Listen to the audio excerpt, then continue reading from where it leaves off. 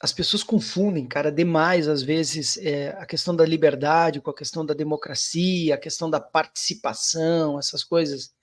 Isso não pode ser confundido, sabe? Então, tu diz assim, ó, vamos pegar como comparação os Estados Unidos. Estados Unidos é um país onde existe uma profunda liberdade de locomoção, de ir e vir, de manifestação da opinião, essas coisas. De fato, você pode inclusive ser nazista se quiser nos Estados Unidos, para você ver como existe uma liberdade assim muito grande. No entanto, nos Estados Unidos existe muito pouca democracia, mas muito pouca democracia mesmo.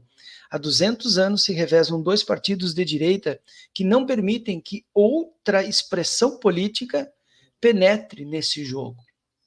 Se você pegar, por exemplo, Cuba, você vai ver que muitos atletas tentam fugir de Cuba. As pessoas lá não podem muitas coisas. Portanto, a liberdade, tal qual nós conhecemos do mundo liberal, em Cuba é muito restrita. As liberdades individuais em Cuba são muito restritas. E lembrando que a liberdade individual é uma invenção do liberalismo do século XVIII, XIX e tudo mais, contra a qual se contrapôs o socialismo, que era uma liberdade coletiva e social. Então, em Cuba, existe muita restrição de liberdade individual, embora em Cuba exista muita democracia.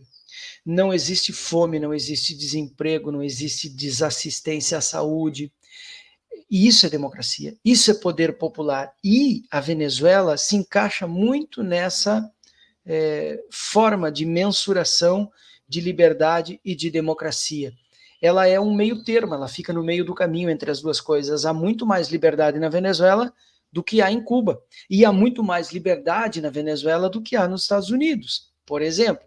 Então, meus caros, a Venezuela é mediada por três poderes: o executivo, o legislativo, o judicial, que é o judiciário, tem o poder eleitoral, que o Chaves foi que fundou, com juízes independentes, totalmente à parte, já que tem um sistema para ser administrado, esse sistema tem que ser independente da justiça comum, o que é extremamente democrático, notem, extremamente democrático.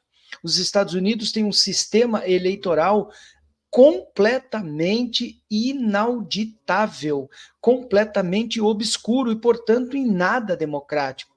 E tem ainda na Venezuela um poder cidadano, um poder popular, que é o quinto poder, que não existe no Brasil, não existe nos Estados Unidos, e eu acho que não existe em quase nenhum lugar outro do mundo que eu conheça.